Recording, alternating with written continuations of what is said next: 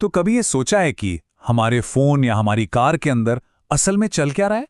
ये सब ना प्रोग्रामिंग लैंग्वेजेस का कमाल है। ये हमारी डिजिटल दुनिया का वो छिपा हुआ आर्किटेक्चर है।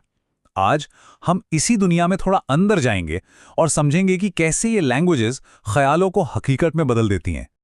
अच्छा चलिए इसे थोड़ा और आसान बनाते हैं। हम सब रोज कितनी ही वेबसाइट्स इस्तेमाल करते हैं, है ना? पर कभी सोचा है कि जब हम कोई एड्रेस टाइप करके एंटर दबाते हैं तो पर्दे के पीछे होता क्या है? ये किसी जादू से कम नहीं लगता, पर असल में ये तीन लैंग्वेजेस की एक कमाल की तिकड़ी है जो मिलकर काम कर रही है। तो चलिए इसी में थोड़ा और गहराई से उतरते हैं। तो वेबसाइट के इस जादू के पीछे आखिर है क्या? इसकी शुरुआत होती है तीन मेन टेक्नोलॉजीज से। इन्हें वेब के बिल्डिंग ब्लॉक समझिए। तो चलिए एक एक करके इन तीनों को समझते हैं और देखते हैं कि ये कैसे मिलकर हमारे लिए एक पूरा एक्सपीरियंस तैयार करती हैं।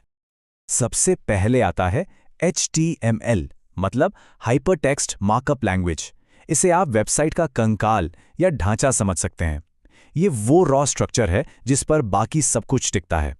HTML ही वेब पेज को बताता है कि देखो, ये एक हेडिंग है, ये एक पैराग्राफ है और यहाँ एक लिस्ट बनानी है। मतलब ये कंटेंट की एकदम बुनियाद है। अब ढांचे के बाद क्या आता है? स्टाइल। तो अगला है CSS यानी कैस्केडिंग स्टाइल शीट्स। अगर HTML कंकाल है तो समझिए CSS उसकी स्किन, बाल और कपड़े हैं।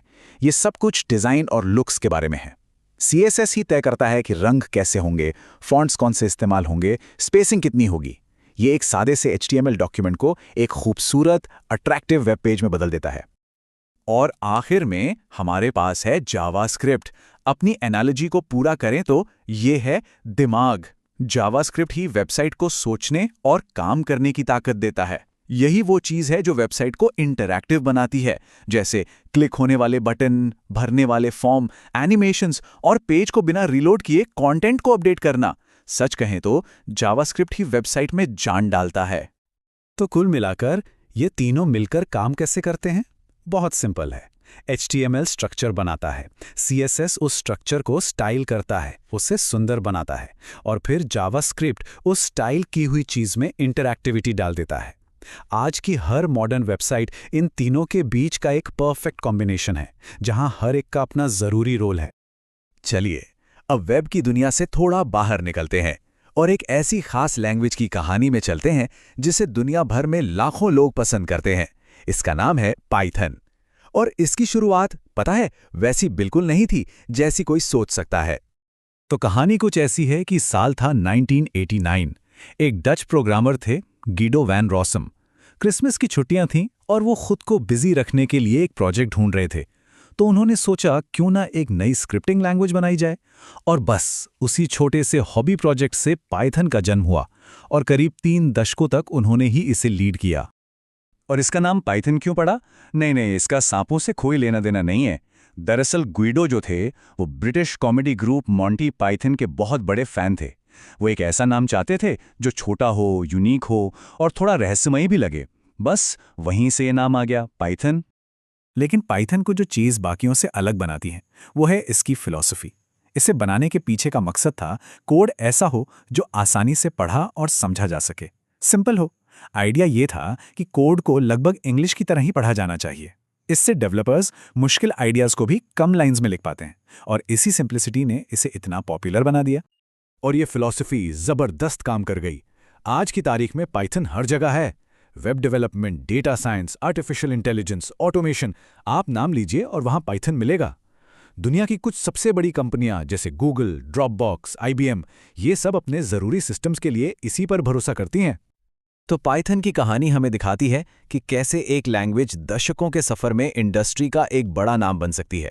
पर सोचिए, तब क्या होता है जब एक नई लैंग्वेज को किसी पहले से मौजूद बड़े नाम को और बेहतर बनाने के इरादे से ही बनाया जाए? बस यहीं से शुरू होती है कॉटलिन की कहानी। देखिए, कॉटलिन को समझने के लिए हमें पहले जावा के बारे में बात करनी होगी। जावा दशकों से प्रोग्रामिंग की दुनिया का एक बहुत बड़ा खिलाड़ी रहा है।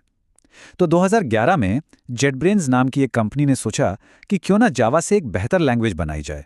एक ऐसी लैंग्वेज जो जावा के साथ पूरी तरह से काम कर सके, पर जिसे लिखना ज़्यादा आसान और ज़्यादा सेफ हो। और उनका जवाब था कॉटलिन। और पाइथन की ही तरह कॉटलिन के नाम के पीछे भी एक मज़ेदार कहानी है। जो जावा लैंग्वेज है उसका नाम इंडोनेशिया के एक आइलैंड के नाम पर है। तो बस इसी ट्रेडिशन को आगे बढ़ाते हुए JetBrains की टीम ने अपनी नई लैंग्वेज का नाम सेंट पीटर्सबर्ग के पास मौजूद कॉटलैंड आइलैंड के नाम पर रख दिया। तो अगले कुछ सालों तक कॉटलिन धीरे धीरे पॉपुलर होता रहा, पर फिर एक साल आया जिसने सब कुछ बदल दिया। वो साल था 2019। ये एक बहुत बड़ा मोड़ था। मई 2019 में गूगल ने अपनी कॉन्फ्रेंस में एक बहुत बड़ा ऐलान किया। उन्होंने कहा कि एंड्रॉयड ऐप बनाने के लिए अब से उनकी पसंदीदा भाषा कॉटलिन होगी। ये एक ज़बरदस्त सपोर्ट था जिसने एक झटके में कॉटलिन को मोबाइल डेवलपमेंट की दुनिया की सबसे ज़रूरी लैंग्वेजेस में से एक बना दिया। तो अभी तक हमने सिर्फ 2-3 लैंग्वेजेस की ही बात की है, लेकिन सच्चाई ये है कि इनकी एक पूरी की पूरी दुनिया है, एक पूरा यूनिवर्स, और हर प्रॉब्लम के लिए एक खास टूल बनाया गया है, एक खास लैंग्वेज जो सिर्फ उसी काम को करने के लिए डिज़ाइन की गई है। बस एक झलक देखिए इस वैरायटी की। एक तरफ हैं अरे लैंग्वेजेस जो बहुत बड़े बड़े डेटा सेट्स को संभालने के लिए बनी हैं। दूसरी तरफ हैं हार्डवेयर डिस्क्रिप्शन लैंग्वेजेस जिनसे कंप्यूटर के अंदर की चिप्स डिज़ाइन होती है। और तो और एसोटेरिक लैंग्वेजेस भी हैं जिन्हें बस मज़े के लिए या एक आर्ट फॉर्म की तरह बनाया गया है। एक लैंग्वेज तो ऐसी भी है जिसमें कोडिंग सिर्फ शेक्सपियर के डायलॉग से होती है। मतलब ये डाइवर्सिटी वाकई कमाल की है। लेकिन इतनी वैरायटी के बावजूद इन सभी लैंग्वेजेस को कुछ बड़े ग्रुप्स या पैराडाइम्स में बांटा जा सकता है। जैसे ऑब्जेक्ट ओरिएंटेड लैंग्वेजेस को लेगो ब्लॉक्स की तरह समझिए। आप अलग अलग टुकड़ों यानी ऑब्जेक्ट्स को जोड़कर कुछ बड़ा बनाते हैं। वहीं फंक्शनल लैंग्वेजेस एक रेसिपी की तरह काम करती हैं, जहां आप एक के बाद एक स्टेप्स यानी फंक्शंस को फॉलो करके नतीजे तक पहुंचते हैं। तो ये सिर्फ अलग अलग लैंग्वेजेस नहीं है, बल्कि प्रॉब्लम सॉल्व करने के अलग अलग तरीके हैं। और ये सब हमें एक आखिरी सवाल पर लाके खड़ा कर देता है।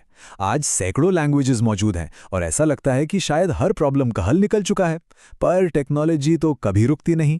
तो सवाल ये है कि अगला बड़ा चैलेंज क्या होगा? वो कौन सी नई प्रॉब्लम होगी जिसे सुलझाने के लिए एक बिल्कुल नई प्रोग्रामिंग लैंग्वेज की ज़रूरत पड़ेगी? खैर, ये तो वक्त ही बताएगा। आज के लिए बस इतना ही।